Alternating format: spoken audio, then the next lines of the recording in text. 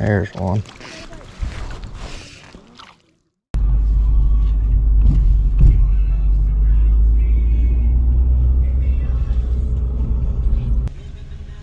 Welcome to McDonald's. Will you be using your mobile app today? No, ma'am. How can I help you? Can I get a number 6, please? What would you like to drink with that? Dr. Pepper. Alright, is there anything else I can do for you? No, that'll be it. Alright, your total is going to be $7.13 at the first window. Thank you. Had to get a little morning pit stop in for some McDonald's. We're heading fishing. Gonna do something a little bit different today. Ain't gonna be doing no crappie fishing, so y'all hang out. We'll see you when we get there.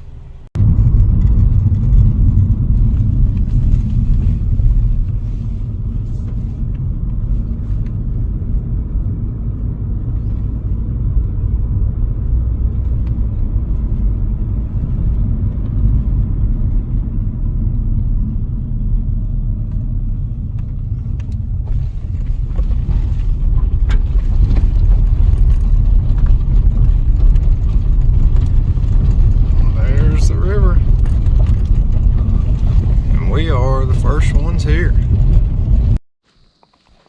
We are here. All right, we are at the Lower Illinois River today here in Gore, Oklahoma. This place is only about an hour and 15 minutes from the house.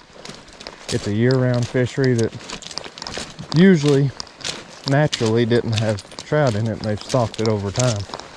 And now it's naturally producing fish. And this river's actually changed a little bit since I was here last time. That little gravel bar wasn't there last time I was here. But a lot of people walk right by this section here at the parking area I'm in. They go up here to the big water. And I stumbled onto fishing this small water a while back and was really productive in here. So the move today, you know, I had to do it. Got to fish a trash fly for a little bit. So that's a mop fly tied up. And underneath it, I got a variation of a Prince nymph. I'm not exactly sure what variation that is, but purple and yellow Prince nymph. Underneath it, just on the indicator, 3-weight rod, which I got it over line with a 5-weight reel and line. So this water is slow today.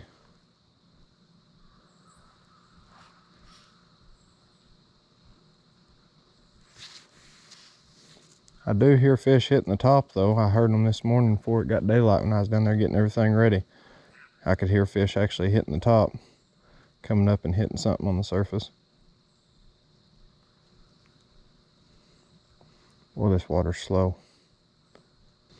I really like fishing this short water though, stuff that isn't very wide that you can reach with short casts. I like being able to work it kind of like you would your own nymphing with just, you know, 12 to 15 foot of line out. And just letting it make slow drifts through these deeper pockets. You can really pick apart this small water on days that there's low flow like this.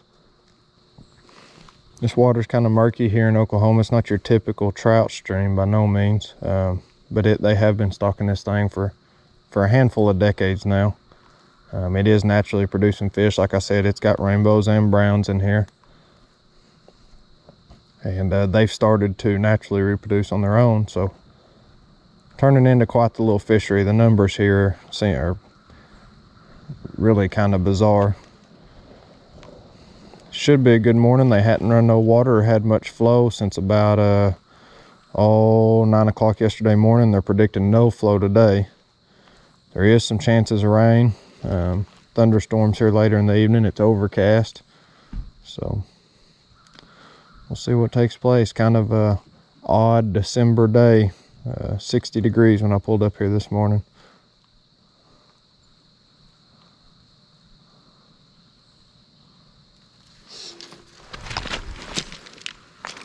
That's why I like working this small water too. You can really cover it. Just kind of, like I said, let out X amount of line, 12 to 15 feet, and just kind of flip it back and forth and cover about 20 to 25 foot of water at a time.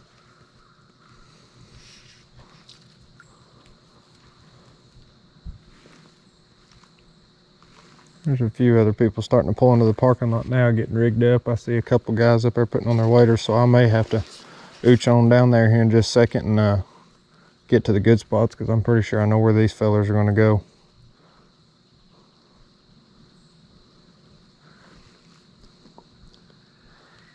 A lot of these guys that fish this a lot, they'll come down here and get on this one little spot down here where the river goes from about 14, 15 foot of water, and it slowly steps up kind of in stair steps and gravel bars.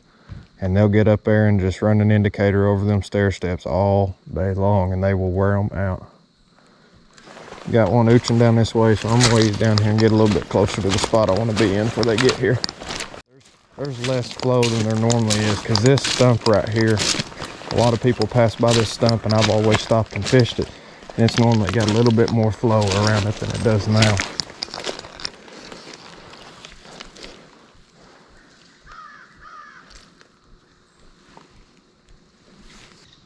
Man, these drifts are slow today. It's kind of bizarre. I've never seen this river this slow before.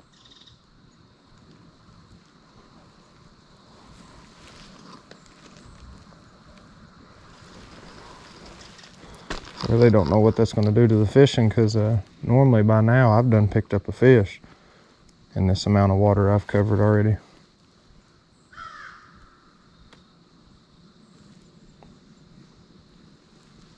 Yeah, we got the people starting to roll in now. There's about another 4 or 5 vehicles up there.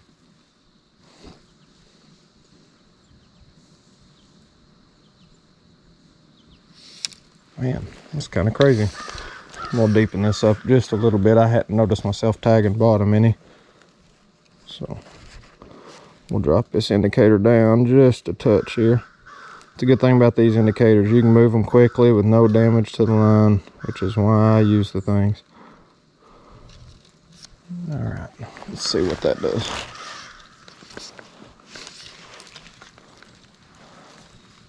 Probably get hung up, so what that'll probably do. I love this small water fishing, guys. I don't know what it is about it. I love being able to really pick apart these little things. I mean, this little section of the river here ain't no wider than most people's ditch in their front yard, but I love that you can really get in these pockets and really pick them apart with the short amount of line. For people who ain't the best fly casters or beginning fly casters, just started fishing, this is a great way to get out with the fly rod and try it. You almost can't mess it up. Like I said, you just let out 10 to 12 foot line, you just kind of flip it back and forth, picking apart these small little sections of water. There's one. First one of the day. He surprised me. I set the hook a little hard on him. Oh, he's a runner, boy. Let him play. Oh, come off. That's what you get on these barbless flies. I think he hit that mop fly up high. I was kind of trying to play him there and not get too rough with him first thing in the morning here, and look what happened. He hit it right around that stump though. I catch a lot of fish around this little stump, and a lot of people walk right by it, but that's what I get for trying to let one play a little bit, trying to be easy on him. In this real slow current, I like to keep my depth where my bottom fly is just barely bumping the bottom. It'll kind of hang up every now and then. You'll see your indicator stop. In this low flow though, it won't really pull the indicator down underneath the water surface like it will in higher flow. So you can kind of just give it a little twitch every now and then, kind of get it up and off them rocks, and it'll start moving again. There it is. There's my next spot. This river starts to shallow up right through in here, and there's a bar, you know, kind of out in there. I don't know if y'all will be able to see or not. There's a deep little channel here between it with just real slow flow. And if you can get out here on the edges of this thing, you ain't got to be very deep. And just change your depth, and you can catch these fish all along this shallow part where it starts to step up here.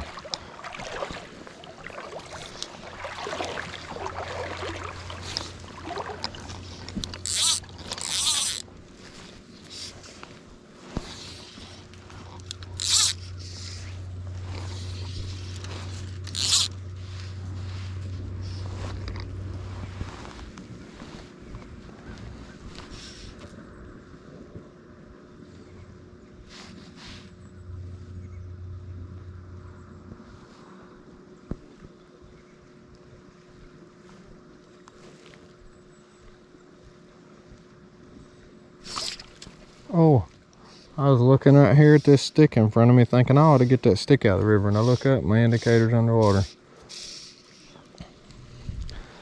I done yanked it and got everything hung up. Look at that. That's real good.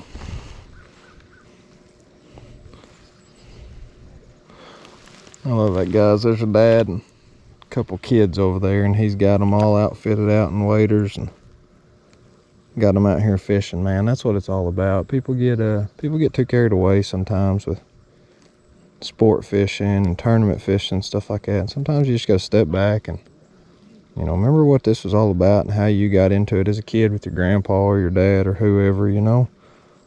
Yeah, that's what I'm out here by myself today. But you know, I got 2 young girls at home, 5 and 3. So you know, they're approaching the age that here in the next couple of years they're going to be out here with me. And I'm a firm believer, and there is no better way to raise a kid than the way you conduct yourself. Obviously, as long as you're conducting yourself right. But that's what it's all about, guys. I like saying that. I'm gonna go ahead and move this stinking stick down here that made me miss a fish I was looking down at. Get this thing out of the river. Or at least back there in the shallows.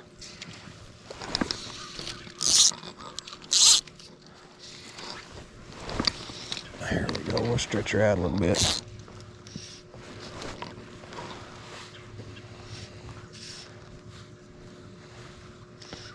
I'm not the most technical fly fisherman by any means. I ain't got the best cast. I don't keep my line mended perfectly, but I sure enjoy getting out here and doing it.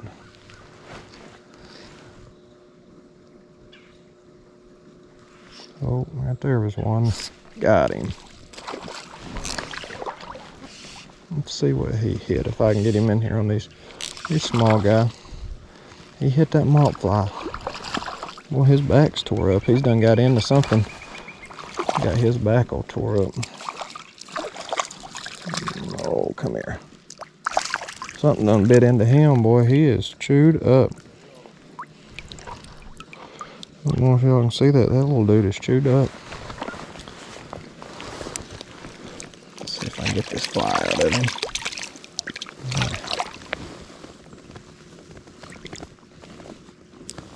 I'll show y'all this fish here in just a second if I can get this fly out of him.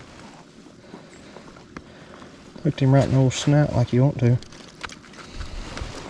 Oh, he's gonna make me get the pliers. He's got my line around his fin, around his gills. Let's see if I can do this without hurting him here. I'm not a real big fan of hurting these fish, I ain't got to. I want y'all guys to look at this fish's back. Look at that. Tell me these fish ain't tough. That sucker has a giant gash out of his back. Come on, buddy. There he goes. He acted like he didn't want to kind of kick and take off. I don't think that's going to be the most healthy fish in the world by no means. He got me all kinds of wadded up here. But got the skunk out of the way on a very poor looking fish nonetheless. But there's fish number 1. Let's see what we can do. He ate the old mop fly. You know, a lot of people hate these trash flies and say, oh, that's not real fly fishing. Well, that fish just jumped 3 foot out of the water. You may not think it's real fly fishing, but these trout eat these trash flies. And as long as I'm catching fish, I'm going to keep using it.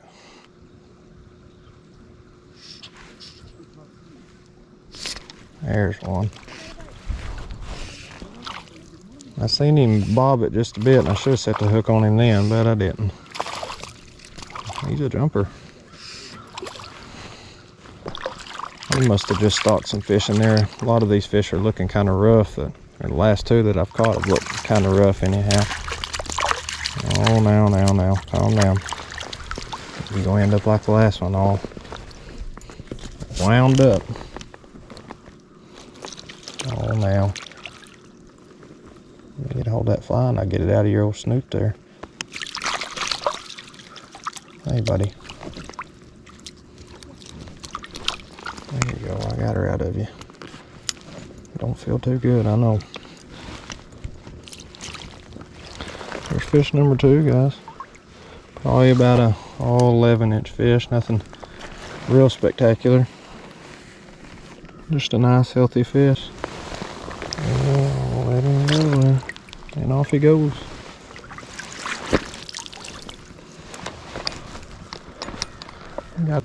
I'm convinced about 60% of fly fishing is just untangling stuff you screwed up. There's one.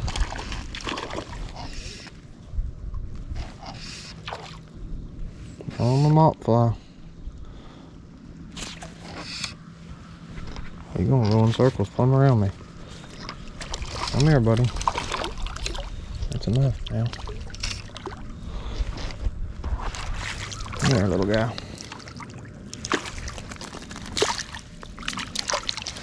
So anyways, there's number 3, I believe. Just nice, pretty little fish.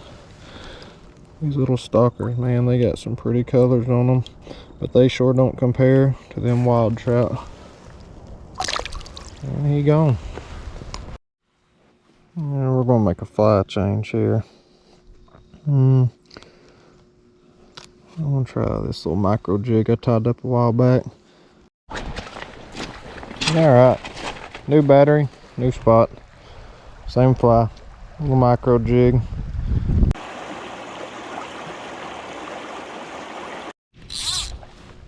New spot.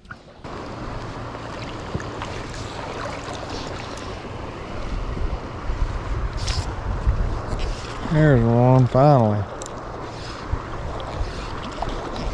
Took a little while. It's been a couple hours since I caught a fish, probably.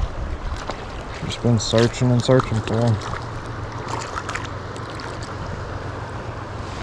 Finally.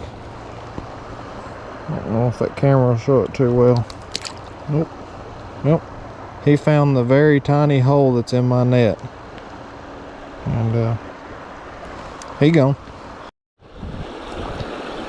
Yeah, as usual. Trash everywhere.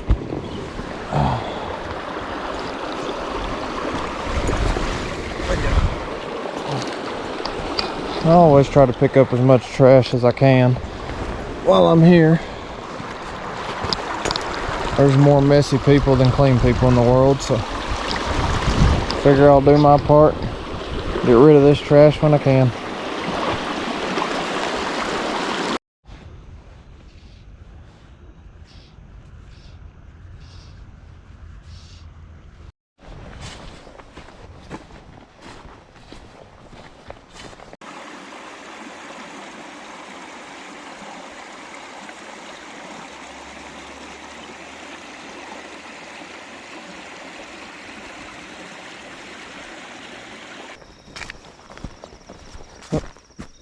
You there?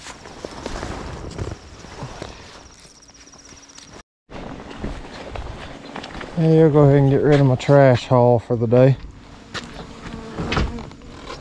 Little bumblebee trying to get me. Look at all this. All this was found down along the river.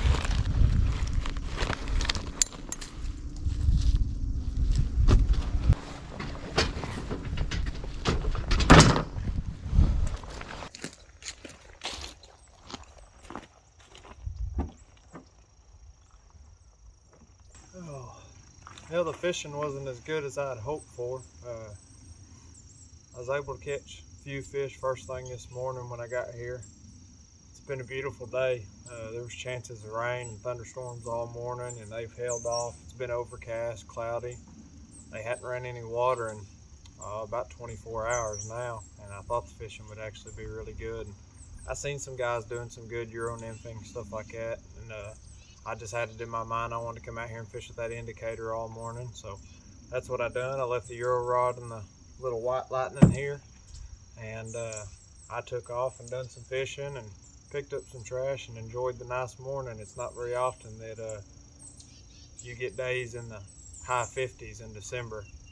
Even with it being cloudy and overcast like it is, it was still a really nice morning. So I caught a handful of fish, lost a handful of fish.